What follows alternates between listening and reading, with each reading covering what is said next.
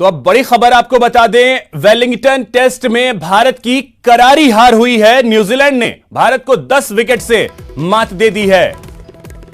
दूसरी पारी में भारत की पूरी टीम 191 रनों पर ऑल आउट हो गई और इस तरह से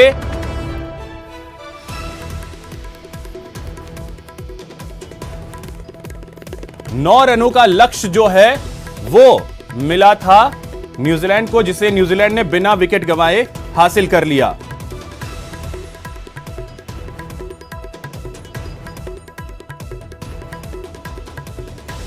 तो आपको बता दें कि भारत को एक करारी हार का सामना करना पड़ा है वेलिंगटन टेस्ट में। 2 टेस्ट मैचों की यह सीरीज, जिसमें 1-0 से अब न्यूजीलैंड की टीम आगे हो गई है।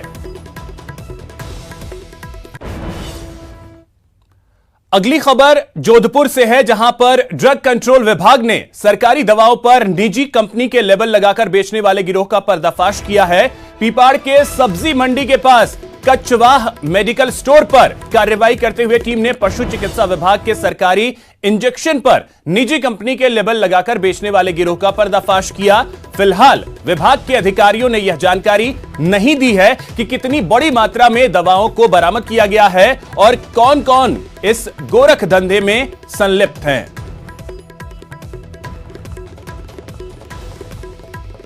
तो कचवाह मेडिकल स्टोर पर छापा मारा है और ये आपको तस्वीरें जोधपुर की हम दिखा रहे हैं, जहां पर ड्रग कंट्रोल विभाग की बड़ी कार्रवाई इस मेडिकल स्टोर पर देखने को मिली है।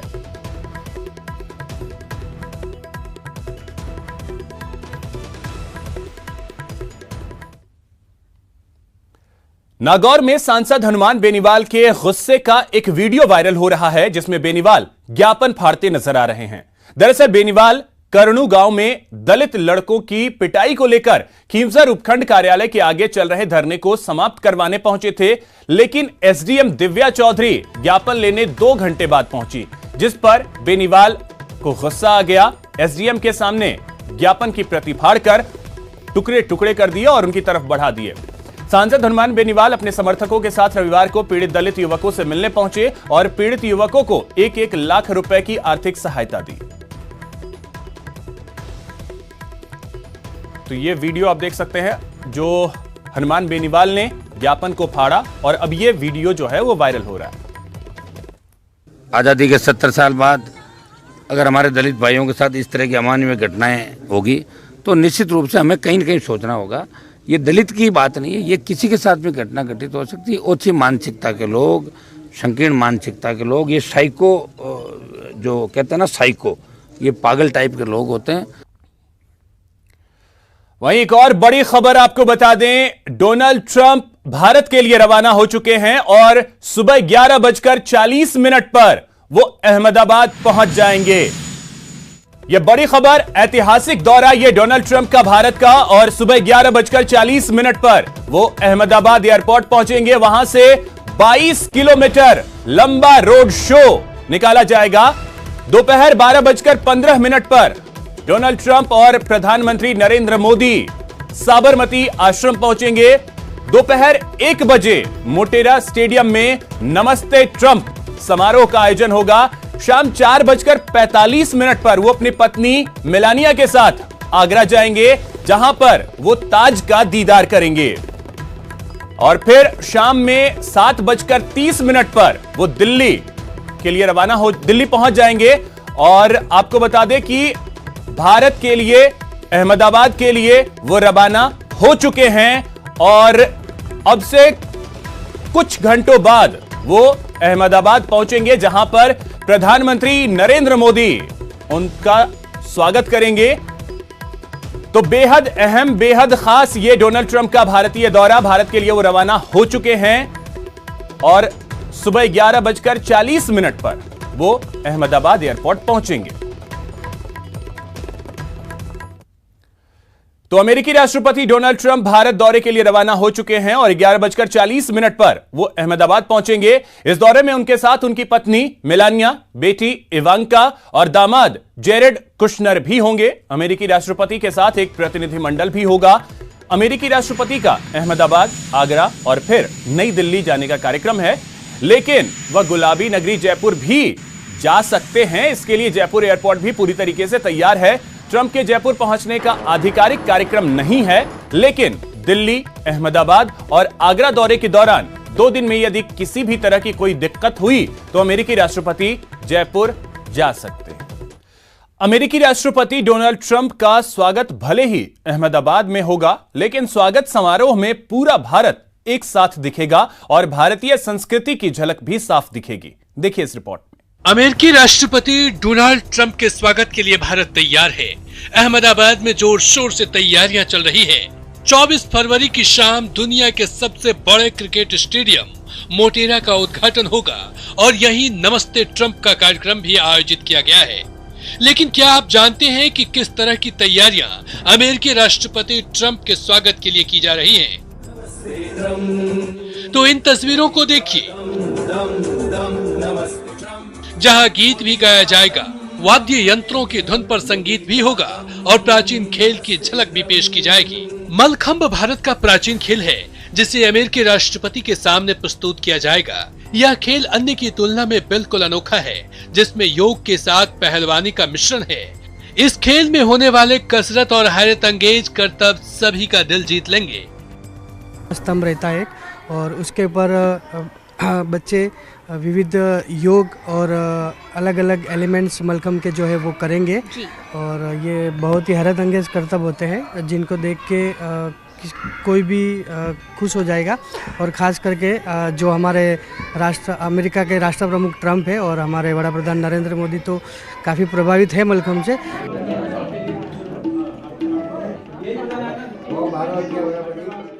गीत संगीत भारत की एक समृद्ध परंपरा रही है। अहमदाबाद के गुरुकुल में छोटे छोटे बच्चे अपने वाद्य यंत्रों से ऐसे धुन छेड़ेंगे जिससे सबका दिल बाग बाग हो जाएगा। मिनिस्टर और यूएस के प्रेसिडेंट दोनों हमारे इस शास्त्रीय संगीत के कार्यक्रम को, जो गुरुकुल एक अच्छा सा वाद्यवृंद प्रस्तुत कर रहा है, उसको वो दोनों भारत के महान नेता अहमदाबाद में आके हमारी भूमि पे ये वाद्यवृंद देखेंगे। हमारे लिए बहुत बड़ा ये अचीवमेंट है और हमें भी बहुत उत्साह से हम इसका जोर शोर से तैयारी कर रहे हैं। वैसे डोनाल्ड ट्रंप जब अहमदाबाद पहुंचेंगे तो 19 लोगों का ग्रुप शंखनाद बजाकर उनका स्वागत करेगा, जिसका पिछले 1 सप्ताह से अभ्यास किया जा रहा है। यकीनन नमस्ते ट्रंप के कार्यक्रम में नजारा अद्भुत होने वाला है, जहां सिर्फ राष्ट्रपति ट्रंप और उनका परिवार ही नहीं बल्कि दुनिया भी हिंदुस्तान की विरासत, सभ्यता, संस्कृति, ज्ञान को जानेगी और समझेगी। Bureau report, news 18 network. Break के बाद आपका स्वागत है। व्यापार और उद्योग सम्मेलन में सीएम अशोक गहलोत ने अपनी सरकार की अर्थनीति को लेकर कारोबारियों को भरोसा दिया। गहलोत ने देश के हालात को चिंताजनक बताते हुए कहा कि बगैर सौहार्द के जीडीपी में बढ़ोतरी नहीं हो सकती। थीम आ गई है कि अगर देश की जो अर्थव्यवस्था की बात करें या देश को आगे बढ़ाने की बात करें, अगर ये सामाजिक सौहार्द नहीं होगा देश के अंदर, सभी जाति सभी धर्म के लोग मिलके नहीं चलेंगे, तो देश की इकोनॉमी नहीं सुधर सकती है। व्यापार एवं उद्योग महासम्मेलन को सीएम गहलोत ने संबोधित करते हुए अपनी सरकार की नीतियों की तारीफ की। साथ ही सीएम ने कहा, बिना सौहार्द के देश की अर्थव्यवस्था तरक्की नहीं कर सकती। इस दौरान सीएम का मजाकिया अंदाज भी दिखा। व्यापारियों को संबोधित करते हुए सीएम ने केंद्र पर निशाना साधा और व्यापारियों से कहा कि आप हमारे कौन नहीं बल्कि हम आपके हैं और आप हमारे हैं। अच्छे दिन अभी भी उम्मीद करनी चाहिए, क्योंकि दूसरी बार आपने उनको कामयाब किया है, दूसरी बार कामयाब किया आप लोगों ने। कामयाबी उनको करते हो और फिर और भी उनको देते हो, ये काम कुछ हो नहीं रहा है। हम भी बुरे नहीं हैं आपके लिए, हम भी आपके अपने हैं।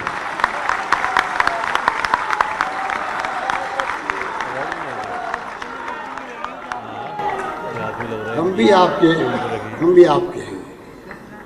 वो जो बात छोड़ दीजिए, हम आपके हैं कौन, वो बात नहीं है। हम आपके हैं, आप हमारे हो। महासम्मेलन में साथ ही सीएम ने व्यापारियों को संबोधित करते हुए कहा कि हम आपका दिल जीतकर आपके विरोधी होने की धारणा तोड़ेंगे। हर संडे को मन की बात सुनते हैं, मैं दिल की बात कहना चाहता हूँ आपको। रिसर्च की भी है कि देश के व्यापारी वर्ग को किस प्रकार से कन्विंस करें, कौन सा रास्ता, किसकी नीति है, किसके कार्यक्रम, किसके सिद्धांत महात्मा गांधी के जमाने के चले आ रहे हैं, वो क्यों ज़्यादा ठीक है। मैंने रिसर्च की है और उस रिसर्च के आधार पर मैं कह सकता हूँ कि आपको मान सम्मान जो है वो आप महसूस करते हो कि साहब ये लोग मान सम्मान देते हैं। एक पार्टी हमारी है तो जनसंघ है या बीजेपी है, एक महसूस करते हैं आप लोग, मुझे मालूम है। तो उस भावना को हम लोग आपका दिल जीत के तोड़ना चाहेंगे, मैं कहना चाहता हूँ। वहीं इस महासम्मेलन में सीएम के साथ शिरकत करने पहुंचे कैबिनेट मंत्री बीडी कल्ला ने व्यापारियों से मिलावट रहित और शुद्ध खाद्य सामग्री को प्रोत्साहन देने की अपील की। स्वस्थता के लिए जैसे भोजन सुस्वादिष्ट बने, इसके लिए बिना मिलावट का खाना, बिना मिलावट की चीजें, बिना मिलावट का तेल, बिना मिलावट के मसाले और बिना मिलावट की सारी चीजें यदि होगी तो शुद्ध भोजन तैयार होगा। मैं उम्मीद करता हूं कि हमारे बाबूलाल जी जो व्यापारियों के नेता हैं, बराबर आप लोगों को प्रेरणा देते रहते हैं। आइए हम शुद्ध सात्विक भोजन को प्रोत्साहन दें। खाद्य पदार्थ व्यापार संघ की ओर से आयोजित इस महासम्मेलन को सरकारी मुख्य सचेतक महेश जोशी और भारतीय उद्योग व्यापार मंडल के अध्यक्ष श्याम बिहारी मिश्र ने भी संबोधित किया। लेकिन व्यापार एवं उद्योग महासम्मेलन में सीएम ने साफ संदेश दिया, उनकी सरकार में व्यापारियों के हितों का पूरा ख्याल रखा जाएगा। न्यूज़ 18 के लिए जयपुर से गोवर्धन चौधरी की रिपोर्ट। एक बड़ी खबर आपको बता दें, भरतपुर से है, जहां पर एक सड़क हादसा हुआ है। कार और ट्रैक्टर में जोरदार टक्कर हुई है और इस हादसे में कार ड्राइवर की मौत हो गई है। 2 युवक इस हादसे में गंभीर रूप से घायल हुए हैं। दोनों घायलों को आरबीएम अस्पताल में भर्ती करवाया गया है। तो एक दर्दनाक सड़क हादसा भरतपुर में सामने आया है।